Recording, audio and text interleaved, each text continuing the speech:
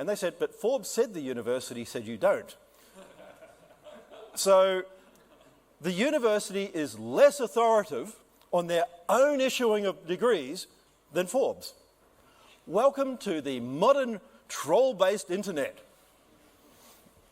I'm sorry, Forbes obviously knows more than the university who I studied with. I mean, welcome to reality. We're going to allow each layer, the way we have now, to sell storage, to do it over time, to lock, to do everything that people started to do with a central network called the internet. It is one central global network of miners, and it is central because there is one internet, one Metanet, all in competition, not controlled, stable, not dictated, competed. One network that they can call central all they want. I don't care. One source of truth. One light system. One system that cannot lie. One system with records that once registered, there's no Enron changes ever again. You register the real set of books, everyone knows. A system that allows automation of auditing. I started doing CATS, which is computer-aided audit technology, not crypto shitties, and wrote code for people back in the early 2000s. So I've got code for tax audits and things like this that I've written. So no one in core world looks at my code because none of them actually understand what audit means. And I can tell you, automation helps. As an example, I worked with a company when I was at BDO called Wattle. We did an audit, and being able to automate some of the audits brought in $2 million worth of losses a year. They had a $4 million profit margin for a listed company. Altering losses and increasing 50% their profit added value, strangely enough. Shareholders were happy. A couple of the incumbent people in a few departments weren't. Can't please everyone. So, it's a commodity ledger, remember, and we want all these things I talked about. We're going to basically build everything. End sequence, peer-to-peer exchange is coming back. I want to see people exchange and negotiate even high-frequency trades, auctions, voting, and settle on the internet. I want them to be able to do a back and forth and settle on the internet. I want more than that. I actually want all of this, and some of the things were patented and will only be allowed on our network, include actually the miner network effectively being an old 60s type network, scaled and modernized. It will be the concept of a paid global data share computer. These things that you hold, whether they're TVs, monitors, phones, holodeck things, they will just be the way of connecting to the Metanet, to the Bitcoin network, and running code. Everything. So, timed access. You want to get access to run programs. Pay for it as timeshare. The same way old buggers like me used to do when we started playing with computers in the 70s. But not expensive.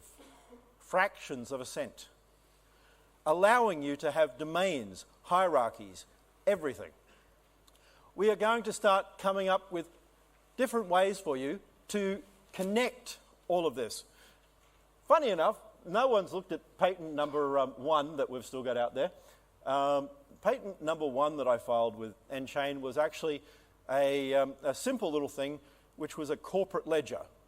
So we take a way of having hierarchical keys, and with just those keys, you can instantly recreate your company accounts. So using a subset of the Bitcoin ledger, which is global, only decrypting each area you want to print a report.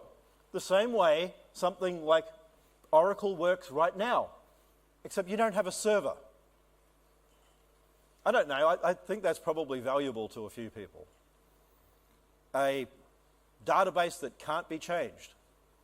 A set of accounts that the government can audit without bothering you. Imagine, the audit happens and you get a thing going, we've audited you and it's over. Thank you. Next year we'll do the same and we'll tell you after the fact with a letter. Have a nice day. I think that's good. We will have payments built in for anything, anywhere, any way. We will allow searching. So, unfortunately, if Google doesn't want to talk to us, I don't know if they will or won't, we're building search engines too. Because we're not talking the internet anymore, we're talking how we actually find all this data. We're going to not just have simple linked communications, but everything embedded. So the simplest way of doing it would be right now on a 1K transaction, you could create a complex, rich invoice, giving all the data, giving the address, giving the user, the name, all the details of the transaction, which is a permanent tax invoice that never goes away. And it can have all pretty logos and all the rest. And there you go. Everyone can sign it and agree, and there's no arguments. As much coding as you want to make it pretty, we can basically link into a 1K transaction.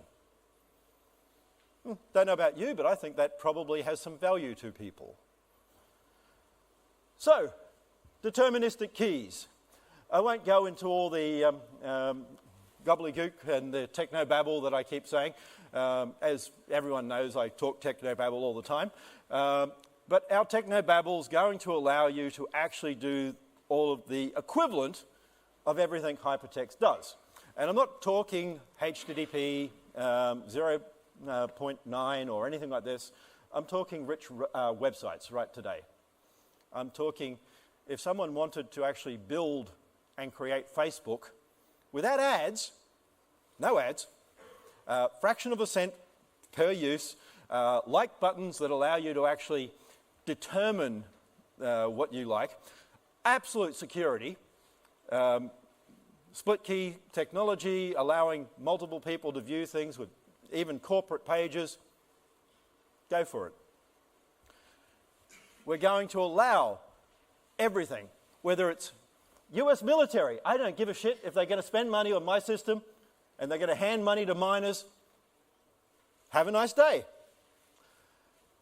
Digital paid TV, gaming companies, allowing things like Walmart to take their $50 billion a year worth of expenditure on their $1.4 trillion worth of EDI transactions and make it cheap.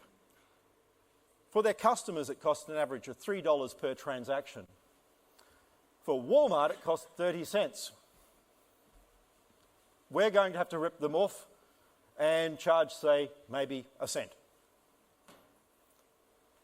Which I'm sure no one would like that. So, metadomains. What we'll be doing is actually embedded information within all of the transactions. These can be completely public, they can be isolated, they can be grouped. You can select hierarchical groups of who can alter, who can update, who can view. Like Git, everything stays. You only see necessarily the updated version. But we can even have records of changes, not knowing what the changes are unless you're an authorized party. So everything that people talked about in R back in the 80s and 90s and then forgot about it because they said too hard, we can do. We can create app stores right now, allowing you to swap code. So, advantages. We're going to allow you to trade anything.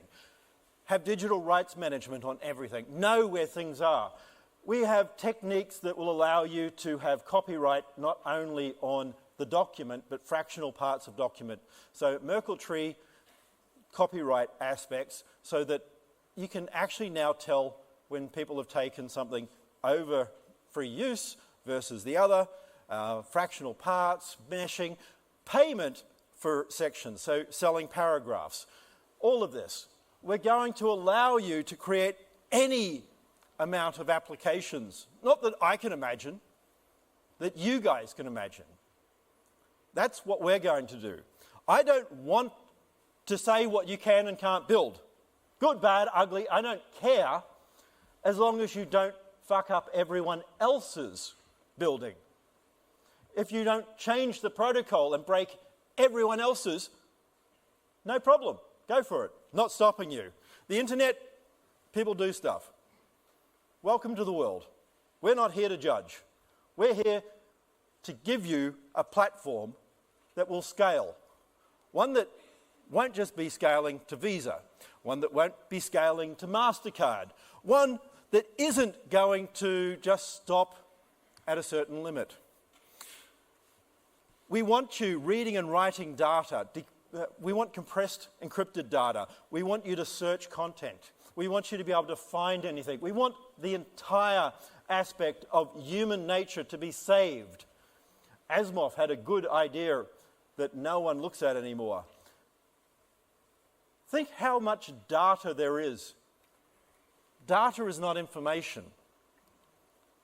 In a global world of all this information, there will be specialists whose job as a historian, which was what Asimov talked about, will be digging through old records of 1,000-year-old blockchain records to find what happened and try and rebuild the past.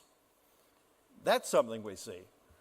So we're going to create a universal architecture for you, something with all of this stuff, something with everything that you can then create anything you want.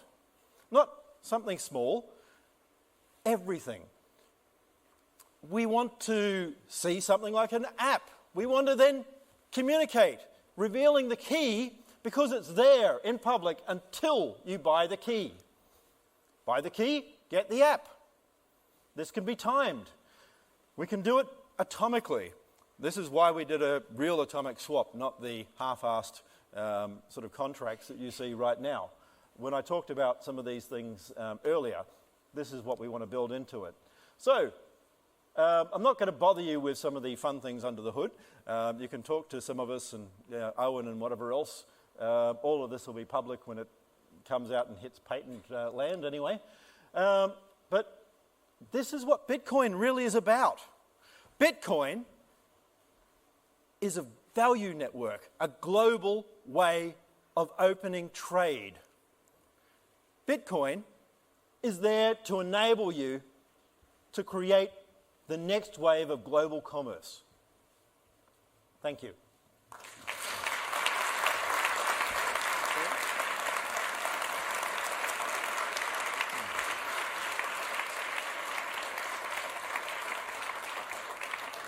We'll take about 10 minutes of questions, if there are that many, before we break for lunch. Questions, I'm sure there are plenty for Craig. Start over there. Thank you. I like to work with use cases.